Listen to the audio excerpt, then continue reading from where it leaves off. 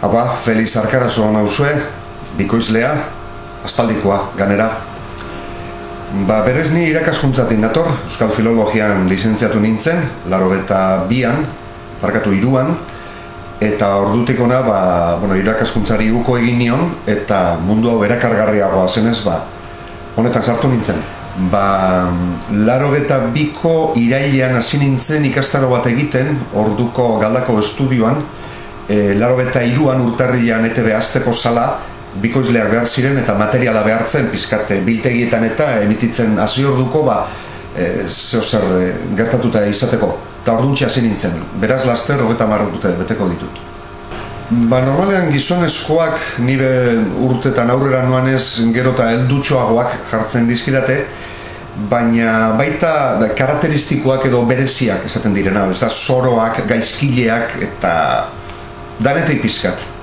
Gogoan daukat urte asko dira lehenengoz hasi ginela, 20 urte, gehiago ez bada, 20 urte, dragoi bolarekin hasi ginela, lehenengo txandarekin, eta gogoan daukat hasieran nahiko kalitate handiko serie zala eta gustura egiten genuela. Gero seria pizkat eginaren eginez kaskartu egin zen, eta gu geu ere pizkat ezkenio nahi gogo handiz hartzen.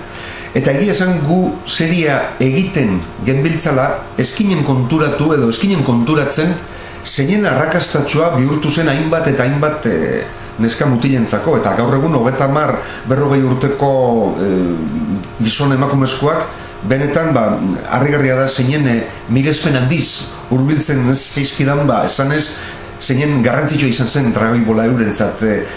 Hau da, harrituta geratu naiz edo geratu gara, baina gerora, ez bikusten genbiltzan bitartean. Beste urtetan kapitulo batzuk zuzentzea egokitu zitzaidan, egia esan etzen erraza, pertsonaien nondik norakoa eta gora bera guztiak kontrolatzea, dakizuenez pertsonaje bakoitzak hainbat eta hainbat harreman izan zituen besteekin, gero gaizkile bihurtzen zen, gero aliantza batzuk sortzen ziren, eta nahiko naste handia sortzen zen. Eta horretarako behar genituen batzutan pertsona konkretu batoi kontsultatu egiten genien, jakiteko trama guztiak nondik zetorren eta barze nahiko komplikatua zen egia esan. Bikoiztea izan da beti niretzat ez dakit gehien beten hauena, zuzentzeko, zuzenketa beti dago pizkat produkzioaren derrigorrearen menpean eta produkzioa atera egin behar da, gero batzutan arazoak sortzen dira, atzerapenak edo testuak ez datozela ondo edo, eta hoi edan hau pizkat azken batean egia da batzutan produktu ona lortzen denean eta benetan atsegine izeten da, baina berez mikro aurrean egotea, testu batekin eta pantalla aurrean. Hori da atseginetan atseginena.